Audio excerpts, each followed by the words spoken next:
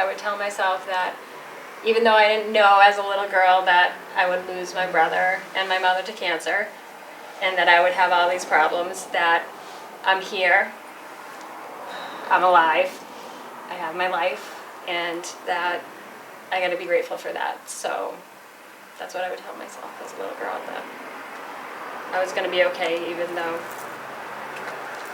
I'm going through all this, that we still have our lives, and we gotta be grateful for every day that we have here on earth. That's it. For me, triggers is every morning waking up and feeling like I'm basically a load.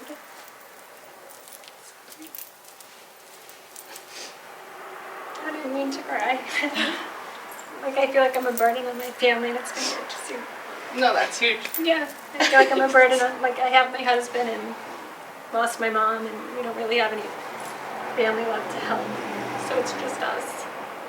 But my son comes in every morning and he sees me in tears and he asks, why are you crying? Is it a bad day today? And it's like, I just feel like that's how I am now to my family. My husband's been amazing and married 15 years, and every day that I'm in the hospital he would come during lunch break, come and visit.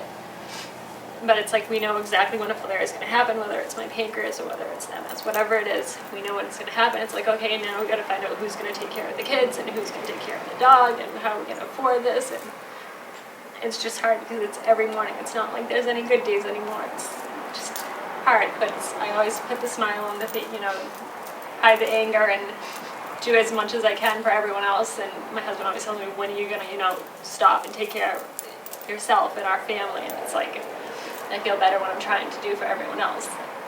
I'm Jeanette. Call me Jen, please.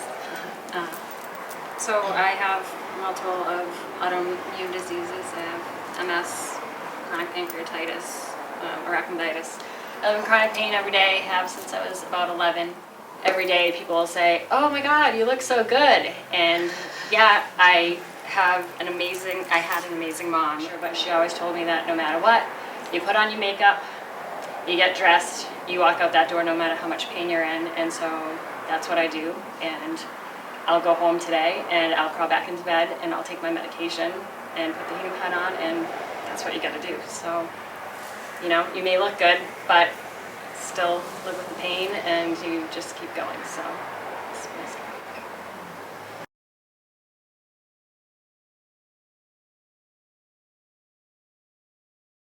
And then little me. I don't know what I'd say. Because the first thing that comes to mind at this point is, I'm sorry.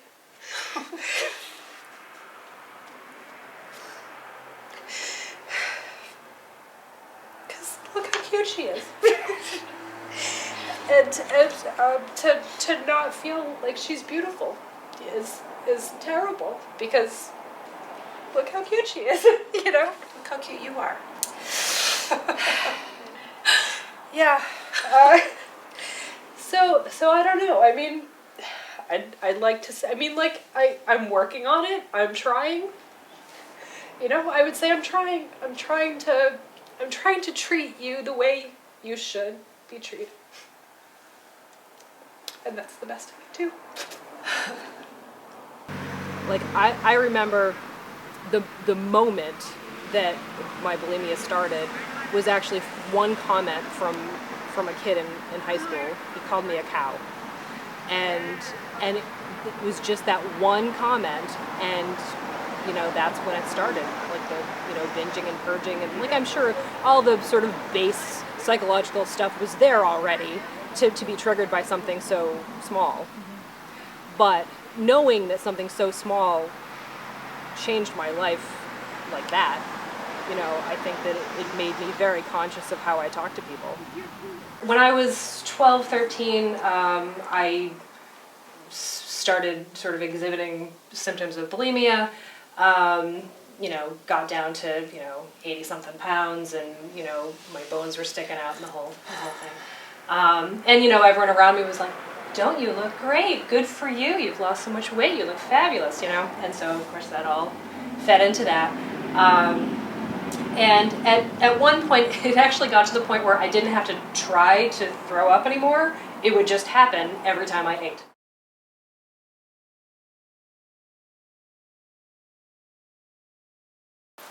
I think what I would tell myself as a little kid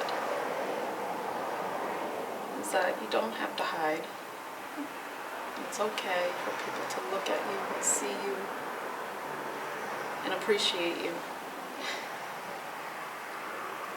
I think that's about it. Yeah, I've spent a lot of time finding better ways to hide myself.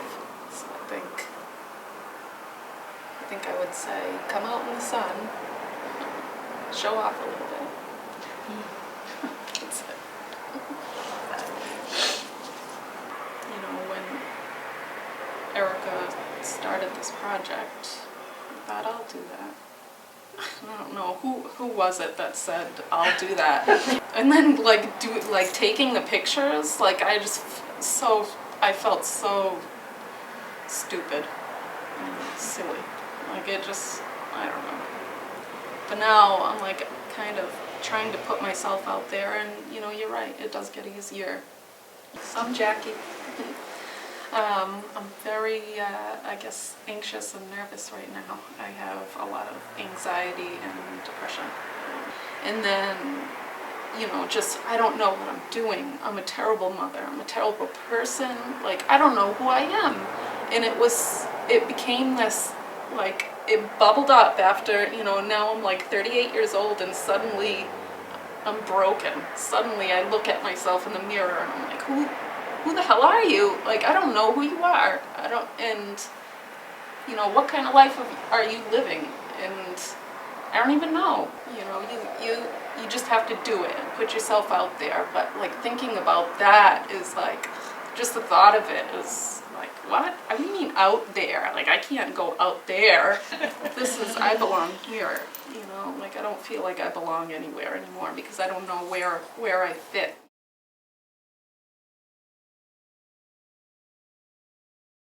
And when I see this picture, it's just, you know what? Keep wearing a bikini, Erica, because it's okay. It's all okay, and just wear a freaking bikini. But don't worry about everything all the time. Ridiculous.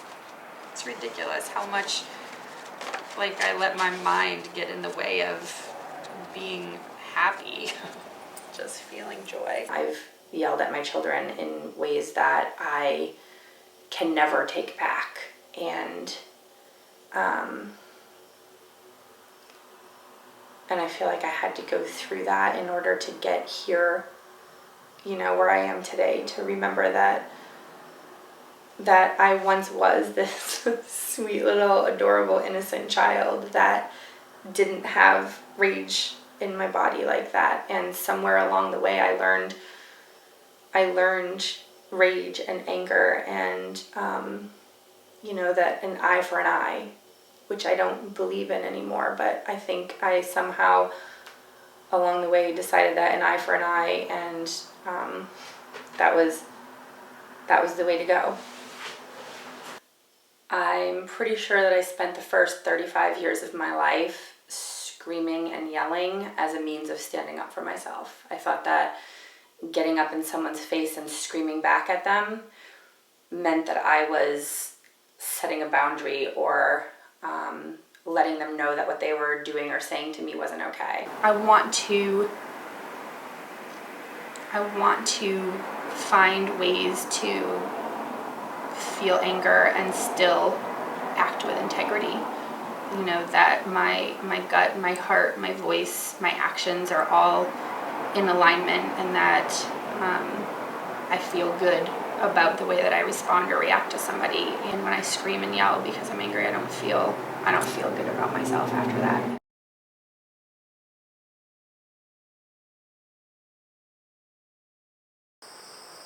It's a lot easier to think someone's pulling the strings, because then it's just like blaming, and then it's just like having to be like, well, that person, like, I can't change it because they're doing it. And once I'm able to shift and see, like, no, like, I'm really doing it because of what I project onto this, it's a lot harder to, like, break those habits and break those patterns, but knowing that I can change those and that I am ultimately the one in charge of my own life, and like I can take what I want or what I don't from interactions with people and from what people say and take it to heart or not. It's relieving in a way, as well as also being like kind of frustrating. This is my life and this is my story and this is what I'm going to tell, because I don't want anyone to tell me my own story anymore, and I don't want to be told like this is how this ends up for you, because like it's not true and it's just not how it is, and I don't want to keep thinking that and keep believing it. So I guess like feeling like I can cut the strings or like take my pen back. I think what I wanted to focus on looking into my dark side and light side is what I felt was really holding me back in a lot of ways. And that darkness was feeling controlled by other people's expectations and desires from me, and letting that completely influence my life, and just being a very passive participant in what is the theatrical performance of my life. This past winter into early spring, of just feeling like a lack of meaning and purpose, and like there was nothing that I was doing that was worthwhile, like to the point of very seriously contemplating killing myself. And only really being able to get out of that through the relationship with my partner.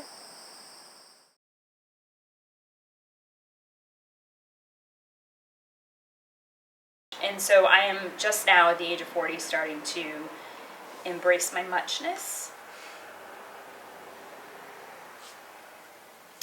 So I would probably tell my younger self to stop trying to make yourself smaller for everybody else. So at some point I had made the decision to give myself to him, and we started becoming sexually intimate. And that happened, I think I was around 16 when that happened. So we were together for a little while. And it was one of those things where I kind of just did it because everybody else was doing it. After I lost my virginity to him, like a week or two later, I think it was about within a week, he changed. Everything changed significantly and something shifted. And there was this anger and rage that I started to see on a regular basis, and he became physically and verbally abusive very quickly after that. That was a very hard thing for me to come to. For a very long time I just described that as sexual assault or sexual abuse, which is true, but to just say the word rape, there's a lot of power behind that. And to me, rape looked very different. And it was something that happened in a dark alley, or, people would get drunk and things like that. So it was only within the last few years, and doing a lot of the soul work that I've been doing to heal in a lot of the areas that I need to heal, that I was able to actually say, this is what happened to me, and that this is considered rape.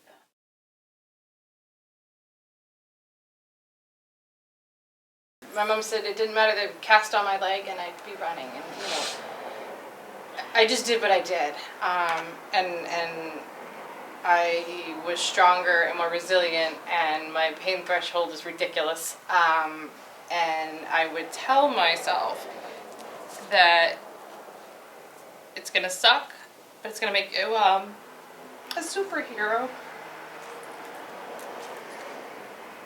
I spent a lot of time putting myself like in a box and just sitting and thinking about wanting to get up wanting to do the dishes or cook dinner or do whatever. It's so exhausting to think about that you get like 10 minutes of let's go do it.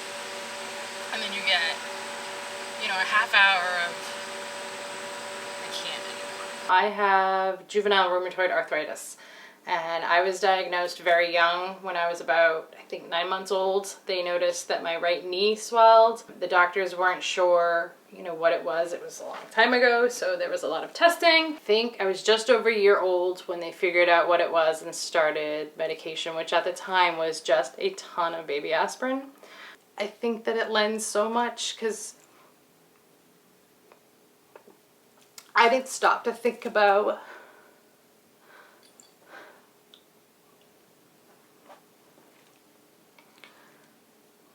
I don't feel bad for myself, but I never stopped to think about what it is on a daily basis that I deal with or I go through. And I think the first installation, I walked away just thinking, holy crap, everybody has something, you know, and I use that with my children when they're having a bad day.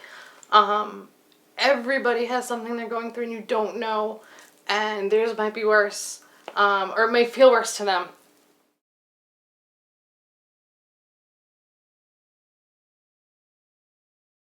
There was this older boy, 18, that was showing me so much attention and affection, and I was just not into it. My mom had convinced me that maybe I should just let this boy take me out. She was afraid I was sheltering myself because I was, you know, still getting over my first boyfriend. So we went out, and he brought us, we all drank Purple Passion, and we were drinking. There were 4 of us. It was a big Cadillac. We went to the drive-in movie theater, and he starts making out with me, and I do my typical giggle, no, you know, this is too much kind of thing, and trying to push him away. He ended up throwing a fit, punching the side of the car, getting really pissed off and angry, and I just remember just breaking down and crying, and all I remember is just laying there stiff as a board. While he raped me. His friends were in the front of the car, kind of just yelling at him to keep it down.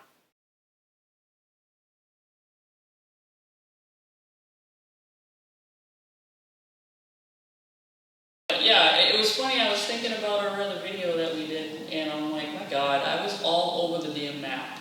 Like, we didn't even talk about symptoms of anxiety. We didn't hardly talk about any of that because my head was just all over the place, and I cried a lot.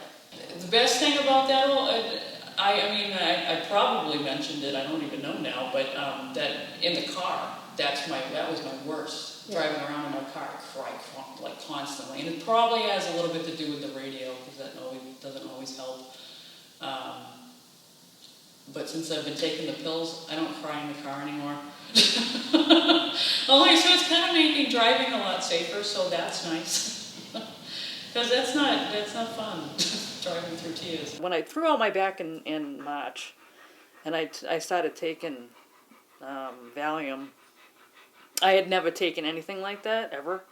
But I really should have been, this whole fucking time.